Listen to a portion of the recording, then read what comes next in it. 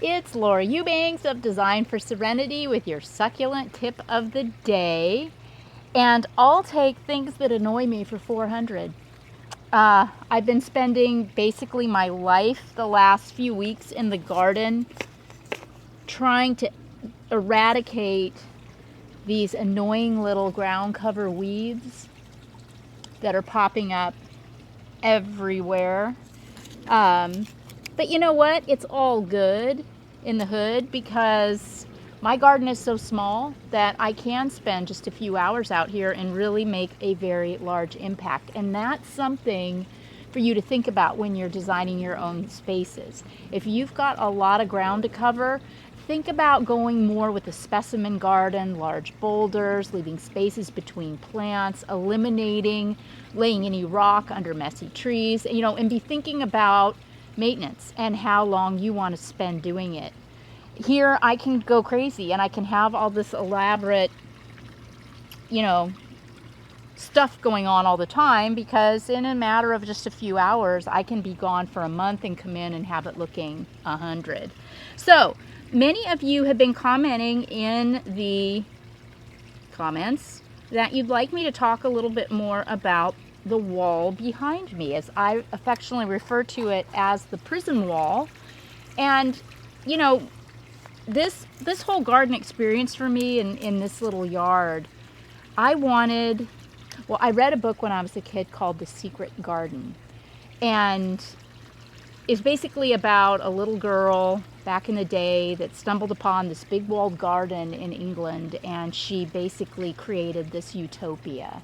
And it was her secret special place. And it so moved me when I was a kid and stuck with me, despite the fact that I didn't start gardening until I was in my 40s. That was what kept coming up for me as I created the space. So there's nothing really romantic or secret or special about this wall. So I've been trying over the last decade or more that I've lived here and been gardening here to figure out ways to take the eye away from it. So my love-hate relationship with the bougainvillea is good at this time of year when it's all leafed out and it covers a lot of real estate. This corner here next to the water feature, that was always a challenge for me too. I kind of figured out this year by bringing a pot in and planting the plicatillus in it, I covered quite a bit of real estate. My bougainvillea has been a great source of joy. I love bougainvillea. I don't mind picking up, all the little leaves that fall. For me, it's very, very gratifying. I don't recommend it if you don't want to do that, like for a living. But if you don't mind puttering and picking leaves up off the ground, bougainvillea might just be the plant for you. So, it's covered up a bit of space. However, not all the time, throughout the year when it drops its flowers and leaves, and in the winter when it's not looking its greatest, there's still a lot of wall exposed. So, I was trying, how do I get height? How do I get things to grow up? And as we know, there aren't a lot of succulents that really do that. So, trial and error. And what I basically figured out is I really need to work with the seasons in my yard because I need to have things that are going to go off at different times of the year to achieve my goal. I planted Aeonium sunburst. You'll see a number of them against the wall, and yay, they look great right now, but again, deeper in the summer, not so much. Look at all of these dinner plate Aeoniums. These grow like weeds here in San Diego. And these are getting a decent amount of afternoon shade. So remember, with succulents, it's not really so much about water as it is in the summer as it is about keeping it cool. So if you can control the temperature, your Aeoniums might not go quite so dormant. Not only can you enjoy them more throughout the summer, but you also get to enjoy a plant that hasn't closed up like a fist. I've got Aeonium kiwi, Aeonium sunburst. I've got the dinner plates. Here's another sunburst. I've even got a Mardi Gras Aeonium down here. And then I've got some various Zwartkopfs and, you know, kind of a mixed bag. This great big aloe, I don't even know what to say. I don't know what it is. I don't know where it came from. It was a cutting or a leftover after a maintenance at a big project once, and I liked the way it grew up. So I added that for height. I've got, you know, my Crassula argentea sunset here, more aeoniums here. I even popped in a little agave attenuata. And, you know, you can tell where the sun is the hottest in my yard based on where the agaves are pointing. So this is pointing toward the fountain over there and toward the raised bed. So this is a plant that, depending on its forward motion, I might have to dig up and shift like I did the variegated. This has been a new addition this year. I finally decided to say, you know, screw it. And I got some of that upright portulacaria that I'm always complaining about. I mean, I've even taken walls of this out of clients' yards because, you know, in my snobbery, I just didn't think it was a special enough plant, and I didn't like it. It doesn't really do much. There's no flower, there's no show. But gosh darn it, it'll climb a wall. So, lo and behold, forgive me humbly, I planted 3 or 4 of them against my prison wall here in the hopes that they would also climb up. This is kind of, you know, this is making me pretty happy, this bougainvillea. I've got Barbara Karsh and then a pink variety and a San Diego red. Unfortunately, they don't go off at the same time, which kind of sucks, but this one's kind of doing what I want. I want all of the money to be, and the magic to be up top, like the last, you know, this top 2 feet of wall, and then I want the succulents to kind of grow up to meet it. That's my goal. I don't mind a little bit of exposed branching and trunking. I think that's kind of cool and interesting. You can see some wire here. When this plant was young, we trained it to stay upright against the wall with the wires, but this is really not even necessary anymore, so I can probably remove it. But I come out here with my clippers in the summertime pretty much every day, and wherever I see this happening, where I see something running rogue or it's a little offset that I don't like, I follow it all the way down to where it's originating, and I cut it off, and then I throw it over into the open space because I'm too lazy to go get a trash can. But this is fun for me, and this is how I keep this looking the way it looks, is I spend 10 or 15 minutes on it pretty much every day in the warmer months. So you can see some other ones up here that I need to trim back. I just want to encourage the growth that I want to encourage. I don't want anything growing out. I want everything growing across, and I'm the boss. I'm the daddy, right? So it will do my bidding. Okay, then this little aloe arborescence right here is just delighting me no end. Here's another one of those upright aloes, like the green one over there. This one is stressed to kind of that mauvey pink. I don't know why this one is pink and that one is green. May have something to do with water. That's another issue that's a challenge here, is in order to get these bougainvilleas to look their best and to flower like crazy, I have to fertilize and water them, you know, pretty heavily. So what about all the stuff underneath? I have to be really careful not to overdo it with the aeoniums or they'll rot. You know, I have other delicate things, and I think possibly this one may, you know, have either been hit too hard with water, or maybe it's still just a cutting. Yeah, that's it. I think I just stuck it in here. Well, there's roots. There's roots, but they aren't actually, you know, rooted. So I think what I did in a moment of mad OCD, I just stuck this in here. And you know what I always say, if your succulent stands up, you've done your job. And that's the answer to that. It's stressed. So eventually, here in the land of milk and honey, that aloe will figure it out and will root. In the meantime, as long as it stands up, I'm good to go. Oh yes, and the arborescence. How gorgeous is this? I mean, this is that bush aloe that you see growing along the side of the road that, you know, is just in clumps along the freeway. It's the red-headed stepchild of the succulent world. You know, very common, very inexpensive to buy. But gosh darn it, as a specimen, as a single, I just don't think there's anything more elegant than that. And look at this bloom. What a gorgeous flower. So I'm really, really happy. And this one is rooted in there.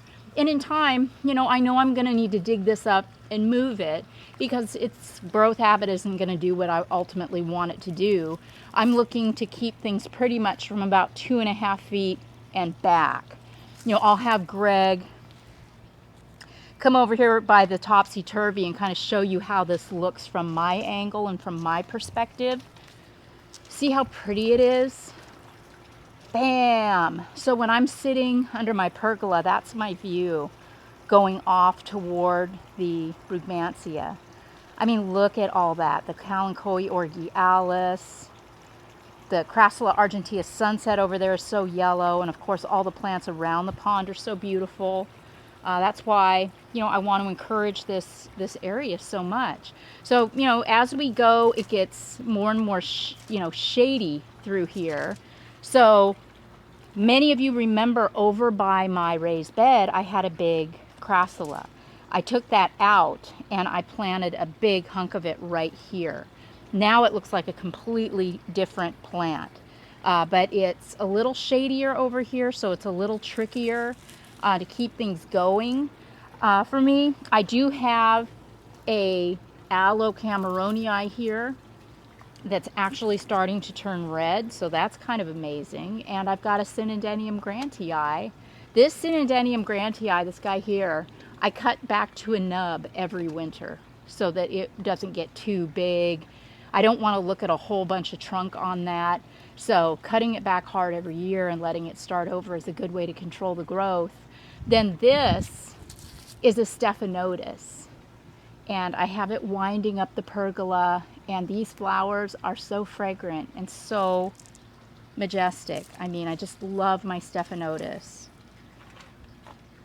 The topsy-turvy has been here for, gosh, I guess about 3 years now, right? And it has, much like the gutters, you know, it is just a winner. I mean, obviously I need to repaint all the paint. These, you know, remember we just spray painted these terracotta pots. The paint's starting to chip, but the plants are just super happy. And yeah, you know, sometimes things croak and I have to pop something new in, but in this kind of filtered sun situation over here, it's very, very happy, and it's just been, you know, a real winner of a garden design. Oh, also I wanted to show you back here, and I think you can get it, you can see it from here, Greg. I don't think you have to necessarily go any further. I rescued this aloe bainsii from a client. Didn't want it anymore. It sat over in my garden of death for like months, and I just didn't quite know what to do with it. It needed rehabbed, and so I couldn't really give it to a client. So I trimmed the roots and I put it in this big red pot and stuck it in the corner over here. This is the saddest Charlie Brown Christmas tree I have ever seen. I just yesterday trimmed back some of the branches that were doing nada and found that they had rotted. But you know what? The rest of these branches are healthy. And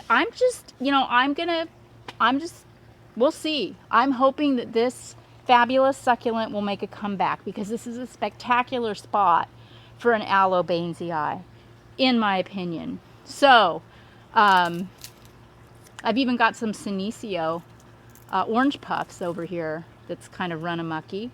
But yeah, I wanted to take you on a little tour and spend some time. I've never done that before, talking about some of the things that I've planted along the fence lines and the walls, because I'm always talking about, all the showstoppers in the garden. I'm not really ever giving you a chance to really look at the other plants. I've got a variegated Crassula ovata here, another sunset that really never turns yellow because it's too shady.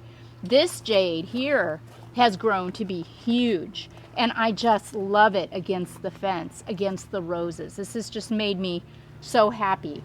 The Kalanchoe orgialis, the copper spoons, has done really, really well here too. Even here in the land of milk and honey, it seems to prefer some shade to full sun.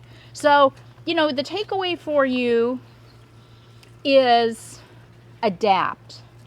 Just like your plants, be willing to adapt. I have a virtual consultation on Sunday, on Father's Day. Happy Father's Day, all you dads out there. I have a consultation with a lady in Bakersfield where it gets to be 114 degrees in the summertime. She's zone 9A, and she sent me pictures of her yard. And I'm really glad she did, because I need a few days to really think. She's got trees, messy trees, but you kind of need them, you know. In Bakersfield, it's so hot, and the neighbors have a lot of trees that are hanging over on her property too. A big yard. It looks like they were trying to maintain a lawn. I think they want to let that go, and they've tried kind of hodgepodging it with plants, but there's just not really any rhyme or reason. And I'm leaning towards suggesting a dedicated cactus garden, you know, perhaps more in the middle of the yard, with lots of mounding and lots of boulders and lots of really tough plants that they can enjoy, garden art, maybe even a smallish water feature. And, you know, just work with what Mother Nature has given you. Even in my small garden, you know, I've got 9 or 10 microclimates at least going here at any given time of the year. And so I'm always shifting and changing things. If something doesn't look good, I move it. And don't hesitate to do that. You know, if you've got a plant that's pouting, dig it up. Those of you that garden in areas that are hostile, climatically speaking, put your crap in pots where you can move it around and follow the shade. I guess that's my greatest advice as we move into this hot, hot summer, is to try your best to be ingenious and creative and adaptive, and find ways to offer some protection to your plants through providing shade by cooling down the temperature. Resist watering and provide shade. This has been Laura Eubanks reporting from her garden. Oh, and your girl is going out. After this, I'm going over to Friends for dinner. First time I've done that since the beginning of lockdown last year. So, yay! That's why I'm wearing party pants that don't have holes in them, and I've got lipstick on. So, in case you were wondering, and I know you probably all were. Anywho, yeah, it's Laura from my backyard garden with your succulent tip of the day, and how I'm adapting and addressing a challenge in my own garden. Bye, guys.